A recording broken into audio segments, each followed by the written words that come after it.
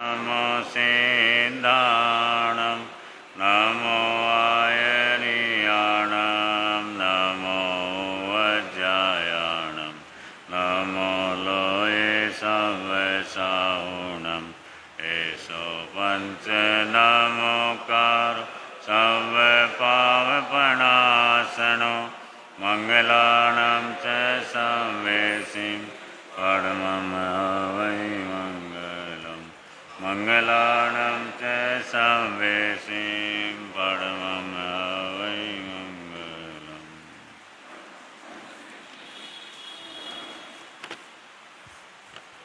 धम्मो मंगलमुखितं अहिंसा संयमो तवो देववितं नमस्सन्ति दश धम्मे संयमणो जादुमसपुपेशो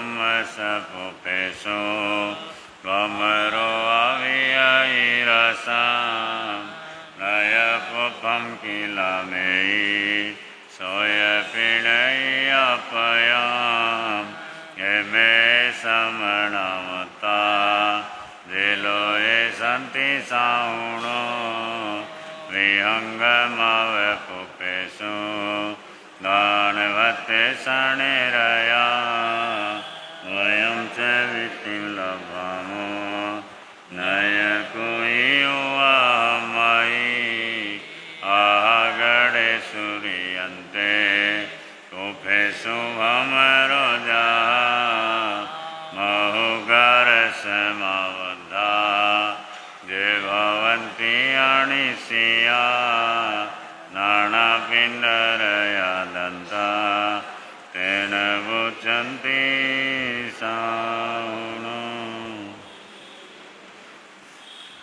नमस्कार तुमको गुरुदेव प्यारे नमस्कार तुमको गुरुदेव प्यारे नमस्कार तुमको शासन सितारे नमस्कार तुमको शासन सितारे नमस्कार तुमको तपोधन हमारे नमस्कार तुमको तपोधन हमारे नमस्कार तुमको सबके सहारे नमस्कार तुमको सबके नमस्कार तुमको माँ जानकी जाया नमस्कार तुमको माँ जानकी नमस्कार तुमको ख्याल सिंह के राया नमस्कार तुमको ख्याल सिंह के राया नमस्कार तुमको विष्णु पिता कहाए नमस्कार तुमको विष्णु पिता नमस्कार तुमको राजऋषि सहाय नमस्कार तुमको राजऋषि नमस्कार तुमको गुरु निहाल तपस्वी नमस्कार तुमको गुरु निहाल नमस्कार खूब फूल शांति यशस्वी नमस्कार खूब फूल शांति नमस्कार तुमको आए मिल के धारक नमस्कार तुमको आए मिल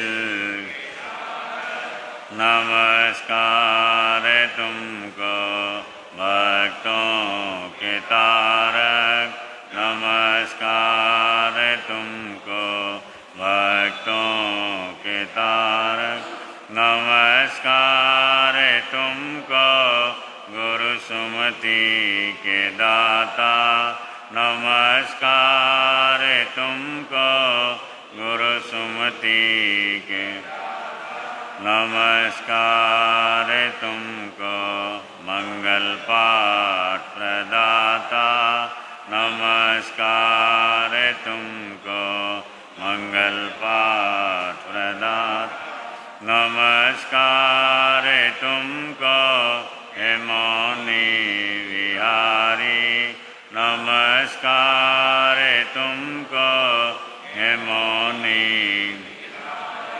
नमस्कार तुमको महाव्रतधारी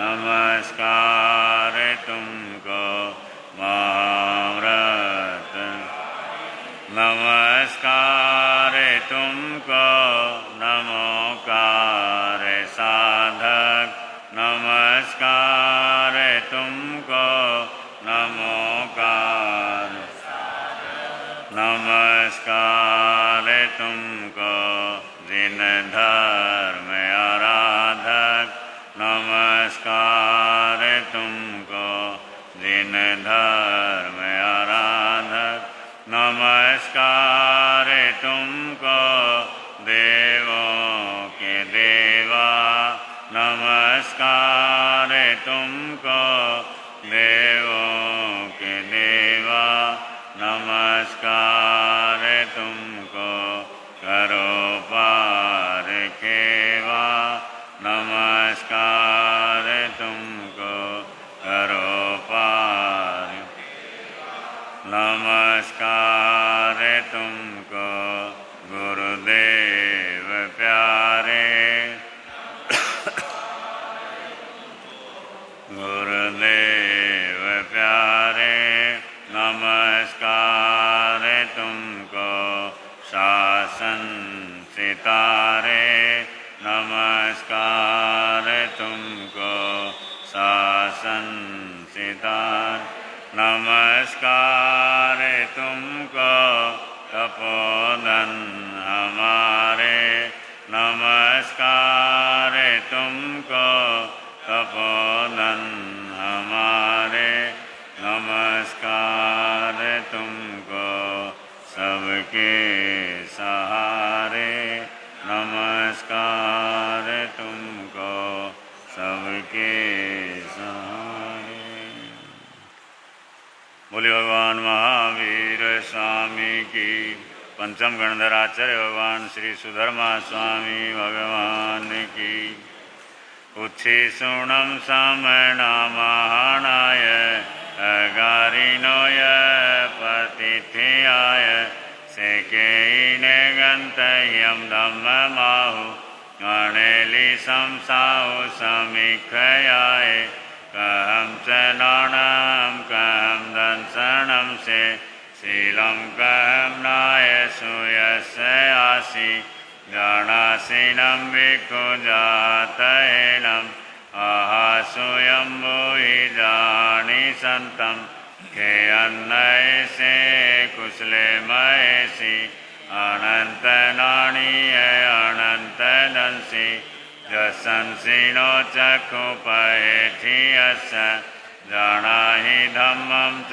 धीं च पेहि ऊर्ध्वं वहेयं तिर्यं दिशासु कसाय जेता वर्जेय पाणा से नीच नीचे समीक्षपन्ने दिव्येव धम्मं संयमुदाहु से संवेदंसि अविभूय नानि निराम गन्धे धीमं ठियप्पा अनुत्तरे सब जगन्सि विजं ग्रन्थातीते अभयणाउ से भूयि पन्ने अणियचारी ओहंतरे धीरे अनंत चक्षु अनुत्तरे तपयि सूर्येवा वैरोयणिन्देवतमं पगासे अनुत्तरं धम्ममीनं जिनानं नयामुनिका सवयासु पन्ने इंदेव देवानमानुभावे सहस्रनेया दिविनं विसिद्धे सेपन्नया कय सागरे वा महोदहि वामि अनंत पारे अनाहिले वा सक्येव देवा हि वै दुइमं सेवीर्यणां परिपूर्णवीर्य सुदंसने वा नगसवसिद्धे सुरालये वासि मुदागरे से वीराय गुणो भवे स्वयं सहसान उजोयनानं तिकंडगे पंडगे विजयन्ते सेजोयने नवनवै सहसे उड्डूषितो एत सहस्रमेघम् उठेन वेचिष्टयि भूमिवट्ये जं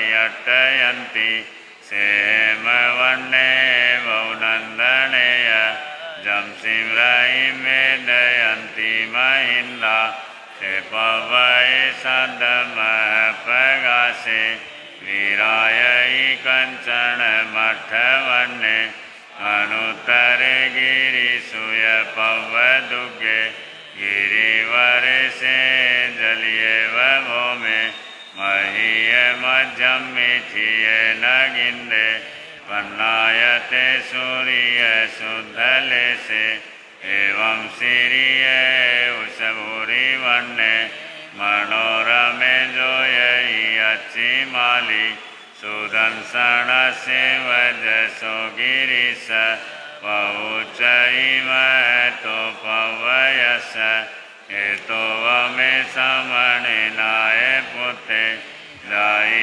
जसोदंसन नाणशिले गिरिवरे वा निसहाय याणं रूयैव सिद्धे वलयाय ताणं तौ वमे से जगभूयि पन्ने मुनीन मध्ये तमुदाहुपन्ने भूयिरहिता अनुत्तरं जानवरं धियायिं सुसुखसुखम् अपगण्डसुखं संखिन्दुवे गन्तवदातसुखम् अनुत्तरगं परमं महेशि अशेषकमं सविशोहयिता सिद्धिं गते सायिमनन्तपते नानेन शिलेन यदंसनेन रुखे सुनाये जयसामलिवा जं सिंहरायि वेदयन्ति सुवर्णा वर्णेषु आनन्दनमाहुषेठं नानेन शिलेन यभूयि पन्ने खण्यं वसदान अनुत्तरेउ चन्दो वेताराणमानुभावे गन्धेषु आचन्दनमाहुषेठम् एवं मुनीनामपडिन्नमाहु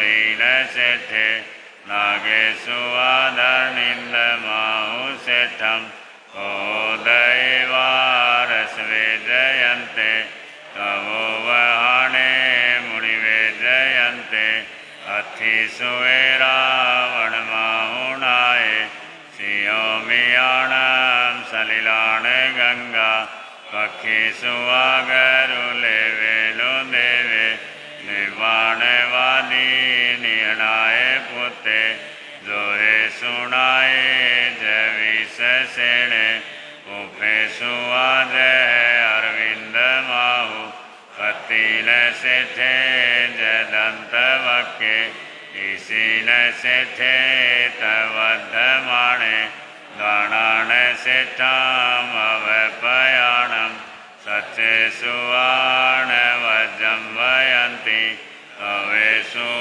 उत्तमं वचेरं लोगुत्तमे समनिनाय पुते तीन सेठा लवसत्तमावा सभासु हमाव सवाण सेठा निर्वाण सेठा जय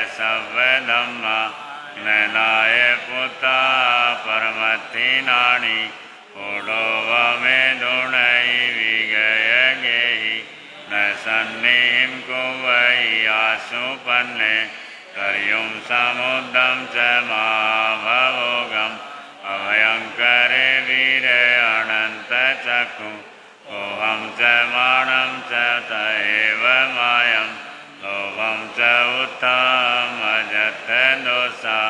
यानिवन्तारमयसि हि पावनकारवेयि किर्यां वेणयाणुवायम् अन्नानियाणां पर्यच्चदानं ते सभवायामि वेयिता उवर्तिये संजमदिहरायं सेवारिया इति सरायवतं अनवं दुःखखयठयाय लोकं विदितारं परं च सबं बभुवार्य सबवारं सोत्साय धम्ममर्हन्तभाष्यं समाह्यं अठपदो वशुद्धं तं सद्दहाणाय जनानाौ इन्देव देवाय व्यागमिषन्ति इन्देव देवाय व्यागमिषन्ति तिवेनि आगमे तिवे प्रणते तंजा सुत्तागमे अथागमे तदुवयागमे एवं श्री ज्ञान के विषय जो कोई अति चार लगाते मेलो जम्बायदम बच्चा मीणक्रम चक्रम पैणम विनयनम जोगिनम घोषिनम सुठुदिनम दुट्टुपुड़ित्यम काले को सज्जाओ काले न को सज्जाओ सज्जायम सज्जायम सज्जायम न सज्जायम बनता गुणता विचारता ज्ञान और ज्ञानवंत पुरुषों की है विनय आसाधना है भक्ति हुई तो बारंबार तस्मिच्छामि दुक्कड़म।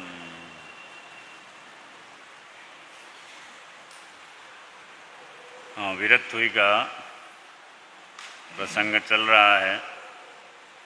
24वीं गाथा ठीण सेठा लव सप्तमाव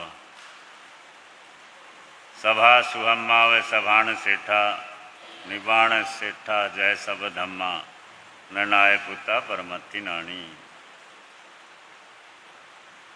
ठीण सेठा लव सप्तमाव आयुष्य कर्म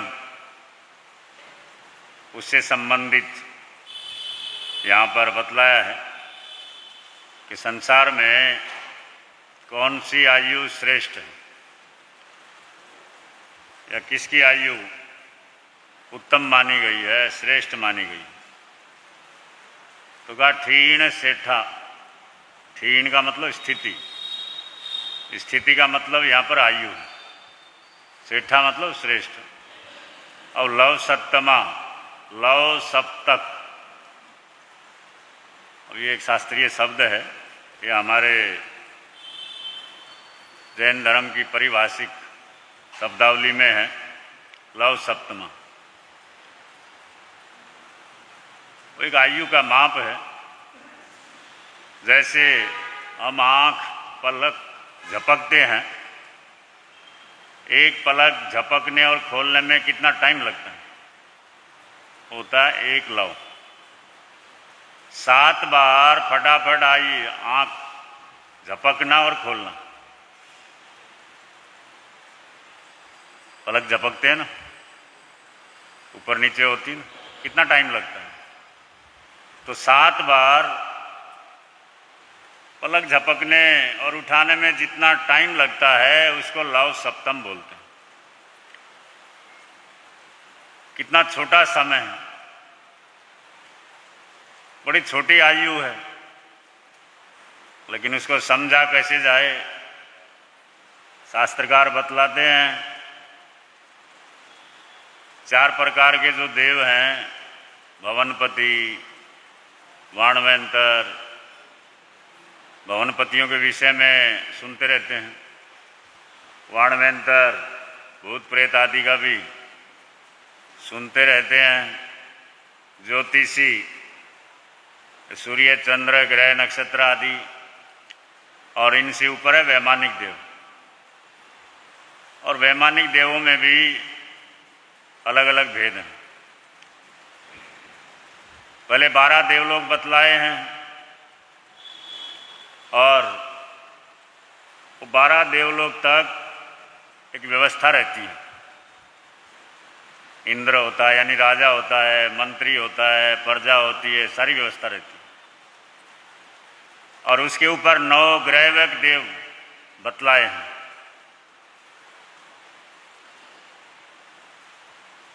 12 और 9 21। और यहाँ तक आता है 21वें देवलोक तक अभव्य आत्मा भी जा सकती है। अभवी आत्मा, अभवी आत्मा का मतलब जिसको कभी मोक्ष होना ही नहीं है, जिसने हमेशा संसार में रहना है। इसलिए आप लोग एक शब्द सुनते ना, भव्य जीवो, ये है भव्य आत्मा। हो कोई भी संत महात्मा महापुरुष तो भव्य शब्द साथ में लगाते हैं। भव्य का मतलब कि ये आत्मा कभी न कभी सिद्ध हो सकती है, लेकिन अभव्य वो साधु भी बन जाता है, दीक्षा भी ले लेता है, तपस्या भी खूब करता है, बड़े कष्ट उपसर्ग सहन करता है, और यहाँ तक बतलाया 21वें देवलोक तक भी जा सकता है, लेकिन उसका कभी मोक्ष होता नहीं है। और उससे ऊपर होते हैं 5 अनुत्तर विमान। 12 और 9 ये 21, टोटल 26 देवलोक बताए ऊपर।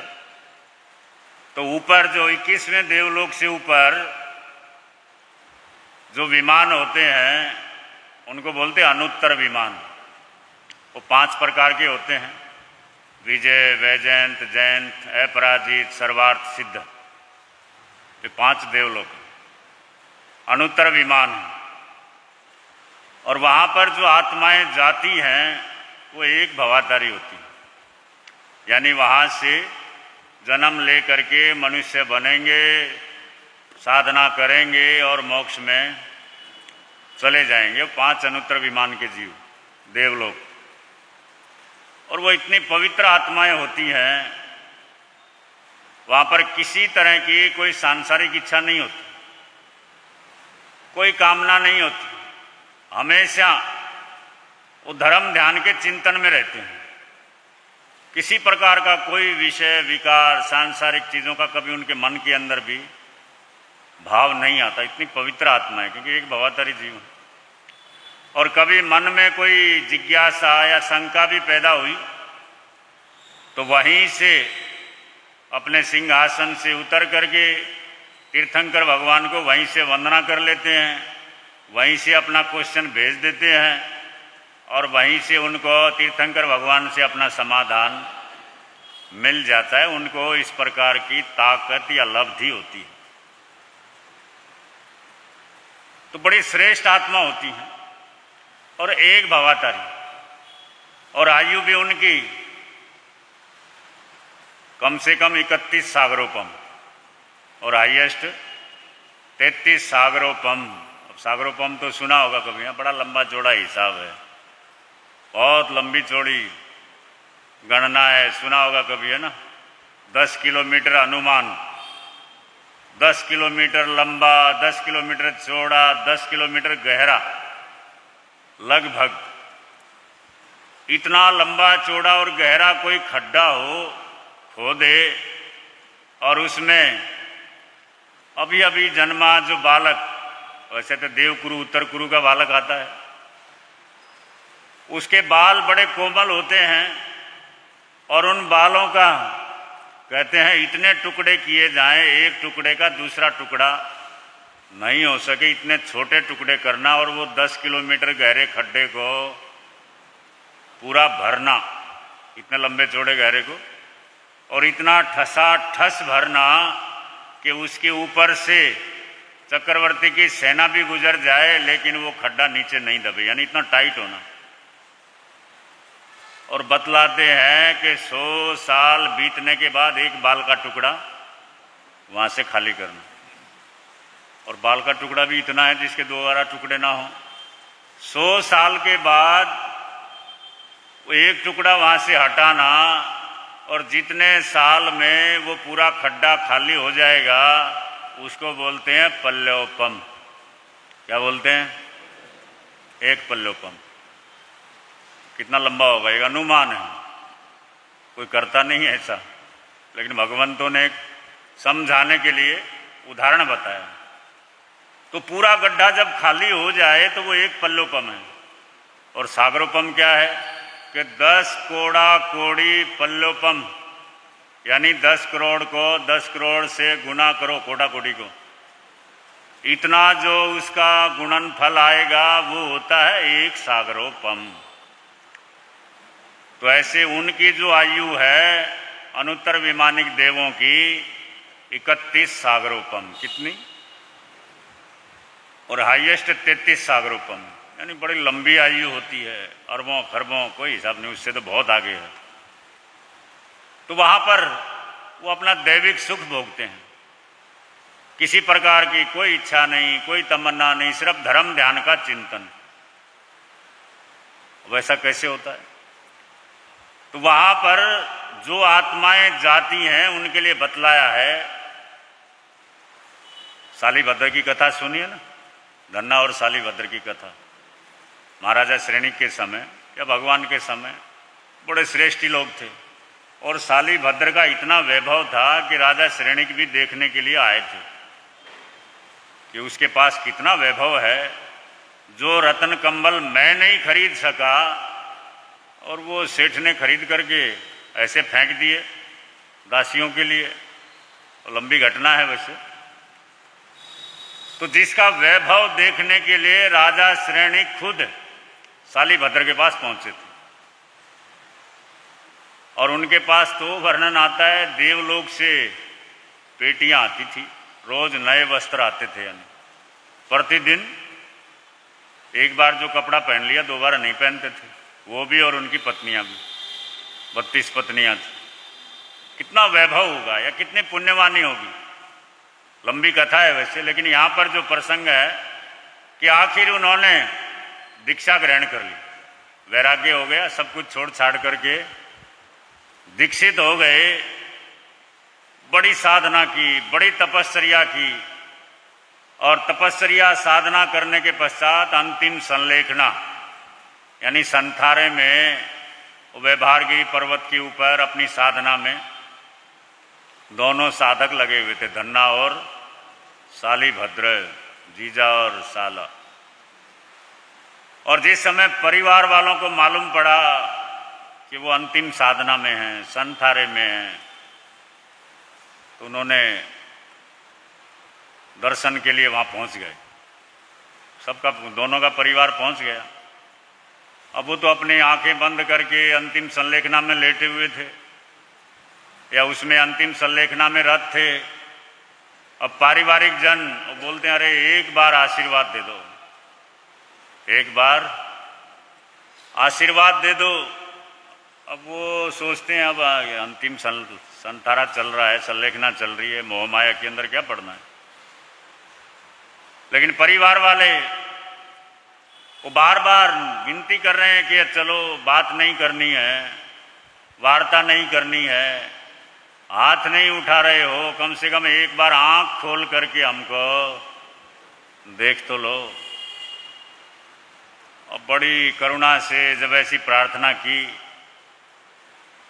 तो धन्ना ने आंखें नहीं खोली, लेकिन शालिभद्र वो सोचते एक बार आंख खोलने में क्या फर्क पड़ेगा ना। उन्होंने आंखें खोली और सबकी ओर नजर दौड़ाई, जो भी उनके पारिवारिक जन आए हुए थे, और वापस आंखें बंद कर ली सबको देख करके। तो कहते हैं इतने ही अंतर के अंदर धन्ना मोक्ष में चले गए और शालिभद्र 26 में देवलोक में गए। अगर वो आंखें नहीं खोलते, परिवार की ओर नहीं देखते, तो उनको भी मोक्ष जाना निश्चित था। तो जितने देर उनको आंखें खोलने में, सबको देखने में, उसको बोलते हैं लव सप्तक, यानी 7 लव। ये एक समय का माप है हमारी शास्त्रीय गणना में। 7 लव, यानी एक बार आंखें झपकी और खोली वो इतना समय। तो उन्होंने इतनी देर के अंदर ही मोक्ष का रास्ता बंद हो गया, और 26 में वो सर्वार्थ सिद्ध विमान, अनुत्तर विमान जिनका जिक्र चल रहा है, तो ऐसे ही जो अपने कर्म समाप्ति में लगे हुए थे, अपनी साधना के द्वारा अपने जन्म जन्मों के कर्मों को निरंतर समाप्त करते चले जा रहे थे, कर्म समाप्त होते जा रहे थे, लेकिन आयुष्य कर्म उनका छोटा पड़ गया। वो भी कितना छोटा, सिर्फ लव सप्तम, यानी आंखें खोलना बंद करना, इतना अगर आयुष्य कर्म और होता तो वो भी मोक्ष के अंदर जाते। ऐसे जो जीव अनुत्तर विमान में जाते हैं, जिनकी आयुष्य सिर्फ इतनी थोड़ी रह जाती है, हालांकि वो कर्म समाप्त करने में लगे रहते हैं, लेकिन आयुष्य कर्म छोटा होने के कारण उनका एक भाव या 3 भाव मानो और बढ़ जाते हैं, क्योंकि देवलोक में जाते हैं, फिर जन्म लेते हैं, फिर साधना करते हैं, फिर मोक्ष में। तो उसको बोलते हैं, ये बताया ठीण सेठा लव सत्तमावा। आयुष्य कर्म में सबसे जो श्रेष्ठ आयु लव सप्तम के कारण जो अनुत्तर विमानों में जाते हैं, जहाँ पर किसी प्रकार की कोई सांसारिक इच्छा, क्योंकि एक तरह से मोक्षगामी जीव होते हैं, सब एक भवातारी होते हैं, देवताओं का वैभव वहाँ पर भोगते हैं। ऐसे जीव जहाँ पर जाते हैं वो आयु सर्वश्रेष्ठ बताई है, क्षीण सेठा लव सत्तमावा। क्योंकि संसार में अनंत काल से फंसी हुई या रुकी हुई इस आत्मा को, इसे छुटकारा पा लेना कोई आसान काम थोड़ी है। जन्मों जन्मों की मेहनत लगती है। महाराजा जनक का एक प्रसंग आता है, क्योंकि उनका भी बड़ा वर्णन आता है कि बड़े एक तरह से राज्य में रहते हुए भी ऋषि महर्षि जैसे जीवन जीते थे। और एक बार सोए हुए थे अपने महलों के अंदर, रत्नों से युक्त उनका बिस्तर और उनका पलंग, और वहाँ पर सुख की निद्रा सोए हुए थे। अब सोते हुए उन्होंने एक सपना देखा। कहाँ इतने बड़े राज्य के मालिक थे और वो सपने में देख रहे हैं कि भोजन नहीं मिला, भोजन हासिल नहीं हुआ। 1 दिन बीत गया, 2 दिन बीत गए, कहीं से भोजन ही नहीं मिला।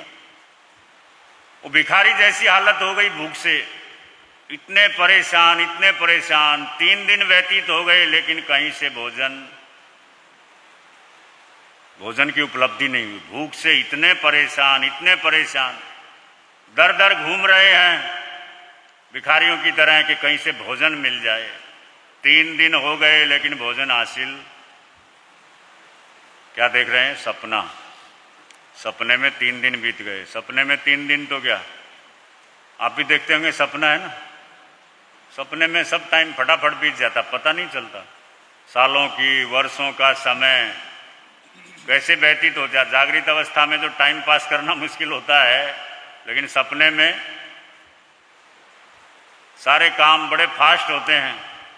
कहते एक भिखारी था और वो बैठा हुआ देख रहा था, शादियों का सीजन था, आजकल भी चल रहा है ना, ये आप लोग तो कहीं से भी मुहूर्त निकाल लेते हैं। वैसे ज्योतिषी के हिसाब से चातुर्मास में शादी का कोई मुहूर्त नहीं होता। देव उठनी जो एकादशी आती है उससे मुहूर्त शुरू होते हैं, लेकिन आप लोगों ने तो निकाल रखे हैं रास्ते कोई ना कोई। नहीं तो ज़्यादातर अग्रवालों में, मारवाड़ियों में 4 महीने कोई शादी, इतने साल हम रहे वहाँ, कोई देखने को नहीं मिलता। वो ठीक है, अपनी अपनी परंपरा है। तो वो भिखारी बैठा हुआ देख रहा है एक सेठ के पुत्र की बारात निकल रही है, और जिसमें बड़े बड़े नेता लोग, साहूकार लोग, बड़े बड़े सेठ लोग आए हुए हैं। अब वो तो बेचारा देख रहा है, इतनी शानदार बारात निकल रही है। बारात तो कब की चली गई, लेकिन उसके दिमाग में वही नज़ारा घूम रहा है। आखिर उठा, जो भीख में मिला था और जहाँ बैठ करके अपना आराम करता था, वहाँ नगरी के बाहर पहुँचा। वो पेड़ की छाँव में कुएं की मुंडेर के नीचे बैठा, अपना रूखी सूखी खाई, पेट भर गया। ठंडी हवा चल रही थी, छाया थी, खा पी चुका था, और बैठे बैठे झपकी आ गई। अब झपकी आ गई तो सपना देख रहा है। क्योंकि उसने क्या देखा था कि वो बारात निकल रही, शादी हो रही है। सपने में वो भी देखता है उसी की बारात। सपने में कुछ भी जो इच्छाएं वैसे पूरी ना हो, सपने में बहुत सौ की पूरी हो जाती है। वो भी देख रहा, अरे मेरी शादी हो रही है, बारात निकल रही है, वही ठाट बाट लगा हुआ है। और आखिर शादी हो गई, पत्नी आ गई, बच्चे भी हो गए, है ना। पता है ना, सपने में सब काम फटाफट हो जाते हैं, कुछ देर नहीं लगती। अब जिस समय बच्चे हुए, वो पलंग के ऊपर बैठा हुआ है अपने घर में, सपने में वो पत्नी आती है, उन्हें कहा, अरे पीछे हटो, बच्चे को सुलाना है। क्या कहा? थोड़ा जरा पीछे हो, बच्चे को सुलाना है। अब वो पीछे हटा तो सचमुच पीछे हट गया। अब कहाँ बैठा हुआ था? कुएं की मुंडेर पर बैठा हुआ वो सपना। अब जैसे ही थोड़ा पीछे खिसका, सीधा कुएं में। अब कुएं में गिरते ही सब कुछ गायब, पत्नी बच्चे सब गायब। वो तो संयोग से कुआं ज्यादा गहरा नहीं था,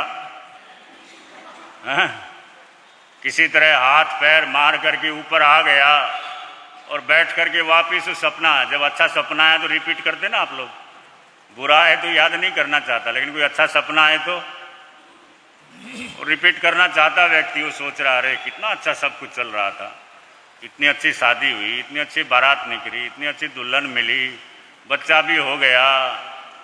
और जब वहां पहुंचा, सोचते सोचते कि बच्चे और पत्नी ने, वो सोचता है कि सपने की पत्नी और बच्चों ने कुएं में ढकेल दिया।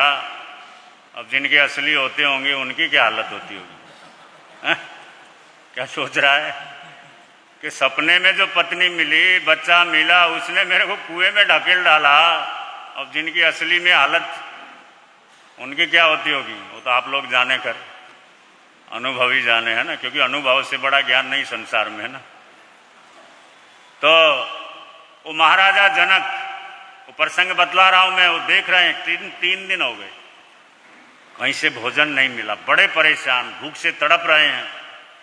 और आखिर उन्होंने देखा लाइन लगी हुई है कहीं पर भिखारियों की, वो भी लाइन में खड़े हो गए और वहां पर खिचड़ी बट रही थी।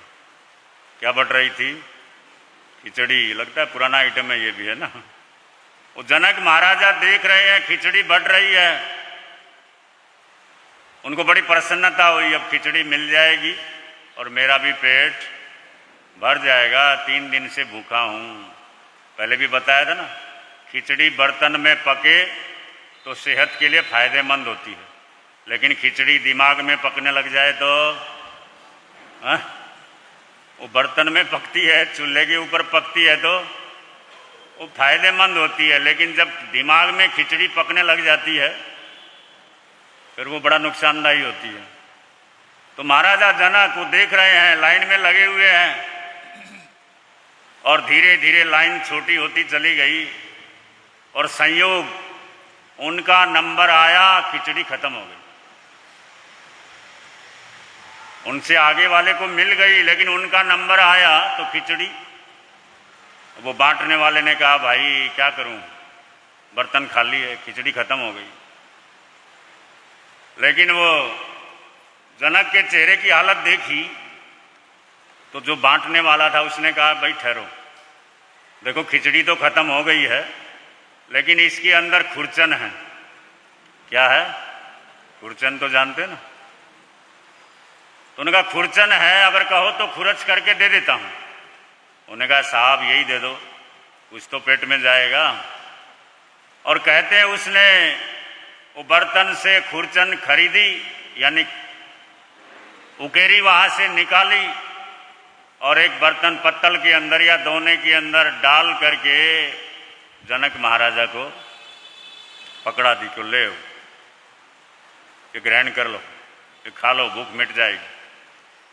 और जनक महाराजा प्रसन्नता से लेकर के जिस समय एक साइड में बैठने लगे, उसको खाने की तैयारी कर रहे थे, पता नहीं आकाश से कोई पक्षी आया, चील जैसा, झपट्टा मारा और वो जो बर्तन हाथ में था वो बर्तन गिर गया, खुरचन भी नीचे जमीन में धूल में धूल दूसरी तो। और जैसे ही झपट्टा मारा वो चील ने महाराजा जनक की आंखें खुल गई, एकदम चीख निकली। और जिस समय नींद खुल गई तो अपने बिस्तर के ऊपर बैठ गए एकदम। और उनकी चीख इतनी जोर से निकली कि उनके पास में सोई हुई उनकी महारानी, उसकी भी नींद खुल गई। उन्होंने कहा महाराज क्या हुआ? जनक महाराजा की महारानी सुनैना, उसने जिस समय पूछा कि महाराज क्या हुआ, अब राजा ने सोचा इसको क्या बताऊं, परेशान हो जाएगी ये भी। उन्होंने कहा कुछ नहीं है, सो जाओ। अब वो सो गई, लेकिन जनक महाराज चिंतित हो गए। वो सोचते हैं ये क्या था, मैं तो राजा हूं, अपने महलों में सोया हुआ हूं, मेरे को क्या कमी है? एक चीज मांगता हूं 10 हाजिर होती है, और सपने में मैं 3 दिन से भूखा, खाना मिला तो भी ये हालत हो गई। वो बड़े परेशान अंदर अंदर कि वो सपना सच था या मैं अब जो देख रहा हूं ये सच है। उनके दिमाग में वही चीज घूम रही है कि वो सपना सच था या मैं जो जी रहा हूं जीवन ये सच है। उनको समाधान नहीं मिल रहा था। प्रातः हो गई, दिन निकल गया, और अपने सारे दैनिक कार्यक्रम करके महल से निकल करके राजसभा में चले गए। और वहां पर जिस समय अपने सिंहासन पर बैठे हुए चिंतित थे, दरबारियों ने बड़ा स्वागत किया, सब बैठे हुए थे, पूरी सभा मौन थी। और कहते उस समय जिनको गुरु स्थान दे रखा था महाराजा जनक ने, महर्षि अष्टावक्र, वो बड़े ज्ञानी थे, बड़े विद्वान थे। वो महाराजा जनक की समस्या को जान गए थे और उनको समाधान देने के लिए जिस समय राजसभा में प्रवेश किया, और जैसे ही प्रवेश किया वो सारे दरबारी हंसने लगे, क्योंकि अष्टावक्र 8 जगह से उनका शरीर टेढ़ा मेढ़ा था। 8 जगह से थे, बड़े ज्ञानी, बड़े विद्वान, लेकिन शारीरिक अवस्था कहते 8 जगह से उनका शरीर टेढ़ा मेढ़ा। अष्टावक्र उनको देख करके सारे दरबारी जिस समय हंसे, वो महाराजा जनक भी हंसने लग गए, उनको भी हंसी आ गई। अष्टावक्र ने कहा महाराज, मैं तो सोचा था ये महाराजा जनक की सभा है, आप बड़े ज्ञानी हैं, बड़े श्रेष्ठ राजा हैं, लेकिन मैं तो देख रहा हूँ ये चमारों की सभा है। क्या कहा? क्योंकि जो ज्ञानी है उसको क्या डर है। और जिस समय ऐसे कठोर शब्द कहे सब शांत हो गए। महाराजा जनक ने कहा महर्षि ऐसा कैसे बोल रहे हो? तो उन्होंने कहा ऐसा तुम्हारे व्यवहार से बोल रहा हूँ।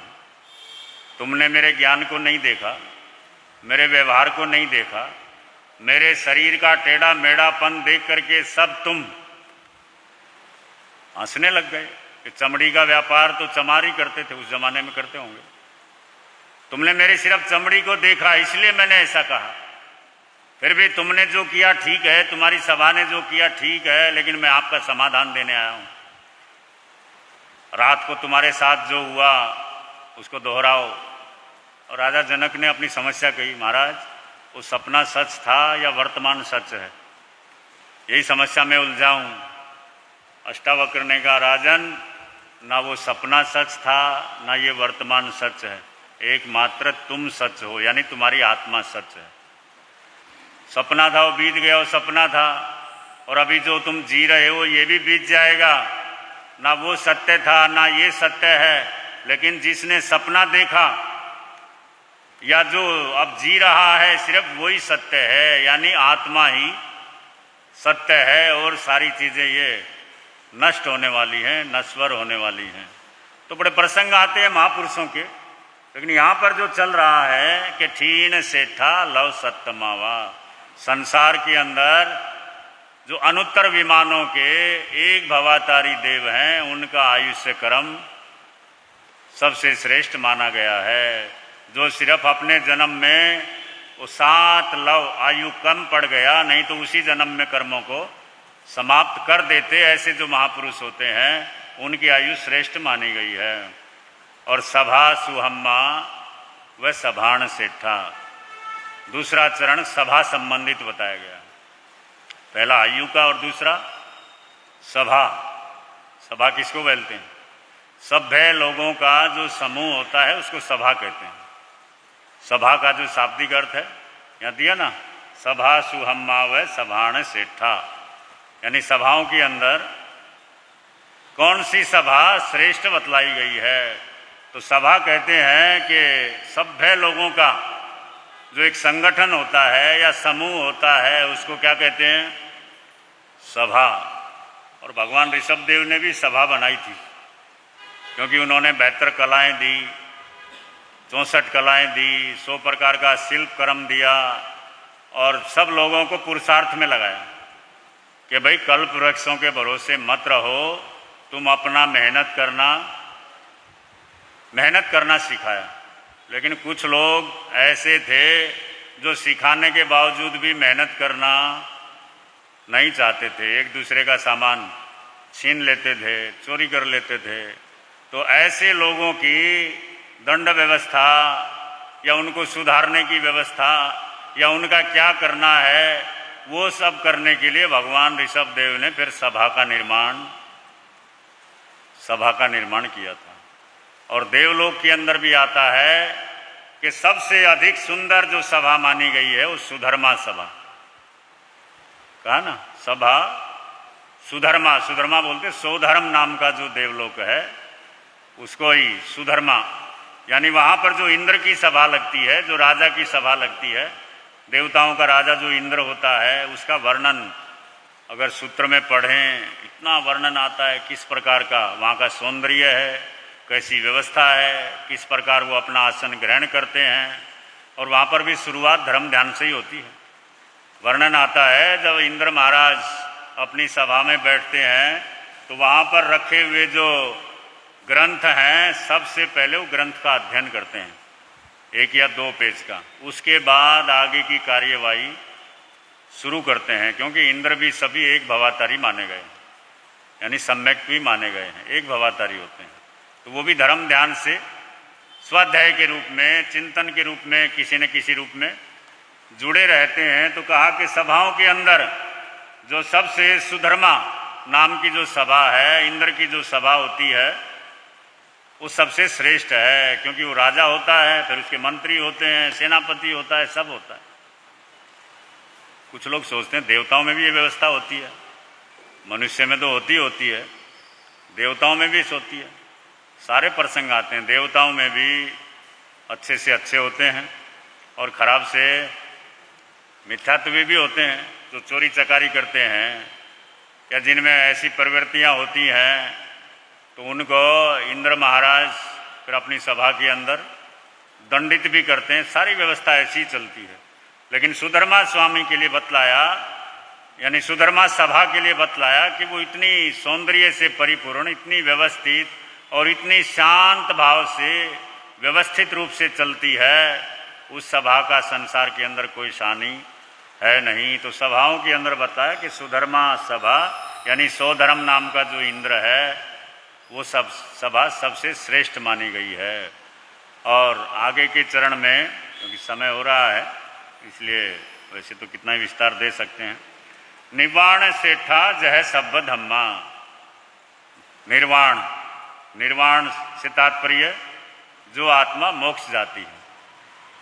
सब धम्मा यानी सब धर्मों के अंदर निर्वाण धर्म को श्रेष्ठ बताया है, यानी वो धर्म श्रेष्ठ है जो इस आत्मा को निर्वाण तक पहुंचा देता है, मोक्ष तक पहुंचाने में समर्थ होता है। वही धर्म सबसे श्रेष्ठ बतलाया गया है। अगर धर्म के नाम से भी संसार में ही फंसना हो, मोह माया में फंसना हो, तो फिर एक संत हुए, उन्होंने लिखा है कि जहाँ पर जा कर के मेरे मन को शांति मिलती है, मेरे लिए वही धर्म स्थान है। और जहाँ पर जा कर के मेरे मन को शांति नहीं मिलती, वहाँ सिर्फ दीवारें हैं, फिर वो कितना ही बड़ा धर्म स्थान क्यों न हो। तो धर्म ध्यान का माहौल इसीलिए होता है कि व्यक्ति संसार के सब कामों से छूट करके अपनी आत्मा के साथ जुड़ जाए। तो कहा सब धर्मों में निर्वाण धर्म यानी जो मोक्ष धर्म तक पहुंच जाता है वो निर्वाण धर्म श्रेष्ठ बतलाया है। और इसी तरह से न नाय पुत्ता परमत्थी नाणी, नाय पुत्ता ज्ञात पुत्र भगवान महावीर स्वामी, उनके समान दुनिया के अंदर कोई ज्ञानी नाणी यानी कोई ज्ञानी संसार में वो सर्वश्रेष्ठ ज्ञानी थे। जैसे ये चीज़ें बतलाई, लव सप्तमायु, सुधर्मा सभा, निर्वाण धर्म, इसी तरह से ज्ञानियों में भगवान महावीर स्वामी सबसे ज्ञानी, परम ज्ञानी, श्रेष्ठ ज्ञानी बतलाए गए हैं। इस प्रकार ये आप सुन रहे हैं। और ये गाथा का जो मैं पढ़ रहा था एक पुस्तक के अंदर, मुकदमे संबंधी कोई भी समस्या होती है तो इस गाथा का जाप करते हैं तो उसका समाधान मिल जाता है। एक भाई तो बता रहा था महाराज जो रोज़ बताया करो, है ना। मैंने कहा ये बताना काम नहीं है, तो बीच में आ जाता है एक आधा, इसलिए बोल देते हैं।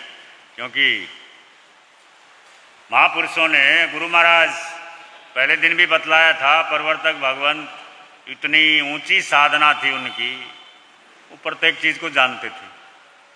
हालांकि छोटी उम्र में ही गुरु महाराज की सेवा की, लेकिन अपनी ध्यान साधना के द्वारा, अपने ज्ञान के द्वारा, शास्त्रों की प्रत्येक चीज़ को इस तरह वो जानते थे। और आप जो बुजुर्ग लोग हैं जानते हैं कि ऐसी कोई समस्या नहीं थी गुरु महाराज के पास जिसका समाधान नहीं होता था। वो इतने जानकार थे, तो हर किसी को जानकारी होती भी नहीं है और हर किसी को महापुरुष देते भी नहीं हैं। तो किसी किसी का योग होता है कि भाई कोई उसका सदुपयोग करे, क्योंकि कुछ लोग ताकतों का दुरुपयोग भी करने लग जाते हैं। इसलिए हर चीज़ को हर किसी के सामने प्रकट करने के लिए महापुरुषों ने मना किया है। और नहीं तो प्रसंग सुना होगा उवासगरम स्तोत्र का, है ना। आज भी कोई परेशानी होती है, उपसर्ग हर गुरुदेव सुमति प्रकाश जी महाराज मंगल पाठ में हमेशा सुनाते थे ना, उवासगरम का जाप यानी पाठ सुनाते थे। आज भी वो इतना पावरफुल है, इतना शक्ति संपन्न है। लेकिन कहते हैं जिस समय उसका निर्माण हुआ था, संघ के ऊपर बड़ा संकट था, बड़ी परेशानी थी। आज ये बीमार, आज ये, आज वो, चारों तरफ संघ समस्या में घिरा हुआ था। तो संघ ने भद्रबाहु स्वामी को प्रार्थना की कि प्रभु ऐसी समस्या, और उन्होंने जिस समय अपना उपयोग लगा करके देखा तो वो समस्याएं स्वाभाविक नहीं थी, बल्कि उनका ही एक विद्वेष रखने वाला देव वो समस्याएं पैदा कर रहा था। तो उसको देखते हुए उन्होंने उवासगर स्तोत्र की रचना की। उन्होंने कहा भाई इसको पढ़ना, जिसको भी परेशानी हो एक बार पढ़ना, सब संकट दूर। और कहते हैं एक बार पढ़ते थे तो देवता सामने आ जाता था और बोलता था क्या समस्या या क्या सेवा है, मेरे को क्यों याद किया। और जो भी समस्या होती थी उसको दूर कर देता था। लेकिन कुछ लोगों ने दुरुपयोग करना शुरू कर दिया। उदाहरण भी आता है कि एक बहन अपना रोटी वोटी बना रही थी, उसने पाठ पढ़ा, देवता आ गया, किस लिए याद किया। उन्होंने कहा वो बछड़ा घूम रहा है उसको बांध दो। तो देवता काम तो कर दिया वचनबद्ध, लेकिन उनको बड़ा बुरा लगा। ऐसे कामों के लिए भी हमको बुला लेते हैं। और सीधा वहाँ से भद्रबाहु स्वामी के पास उन्होंने कहा प्रभु आपने तो भले के लिए किया, लेकिन हम तो फंस जाते हैं कि दुरुपयोग कर रहे हैं लोग, और भी घटनाएं हुई। तो भद्रबाहु स्वामी ने जिस समय देखा, उन्होंने कहा बात सही है। और कहते हैं उन्होंने उस उवासगर स्तोत्र के पाठ से वो लाइनें वहाँ से हटा दी कि अब तुमको यहाँ आने की ज़रूरत नहीं है, वहीं से अपना काम तुम कर सकते हो, जो उचित हो अपने आप वहीं से देख लेना करना है। या और आचारांग सूत्र में भी ऐसे ही आता है, या कुछ सूत्रों के अध्ययन आज मिलते नहीं हैं। तो हम जब पढ़ते थे तो बतलाते थे भाई वो अध्ययन ऐसे प्रभावशाली थे, उनके पढ़ते ही कुछ न कुछ ऐसा प्रसंग हो जाता था। तो आचार्य ने देखा भाई आगे आने वाली पीढ़ी इतनी पाचनशील नहीं है या इतना वो समा नहीं सकेंगे, तो वो कुछ अध्ययन के अध्ययन ही पूरे गायब कर दिए या लुप्त कर दिए। तो शास्त्रों के अंदर सब कुछ है, लेकिन जानकारी होना वो हर किसी की बस की बात नहीं होती है। तो ये प्रसंग चल रहे हैं, कभी कभी बीच में आप लोगों को जानकारी मिल जाती है। कुछ ही सुनम का स्वाध्याय चल रहा है, अब आगे 4-5 गाथाएं बची हुई हैं, अधिक से अधिक इसका लाभ लें और रोज़ सूचना दे रहे हैं। गुरुदेव का जन्मोत्सव आइंबिल महोत्सव के साथ अधिक से अधिक आइंबिल की तैयारी करें। और भी उस दिन प्रसंग है, परीक्षाओं का भी रिजल्ट है, वो एक नौकार मंत्र लेखन या संयुक्त परिवार निबंध लेखन और सत्संग का भी उस दिन आयोजन है। तो अधिक से अधिक धर्म ध्यान से जुड़ें। इन्हीं मंगल कामनाओं के साथ बोलिए भगवान महावीर।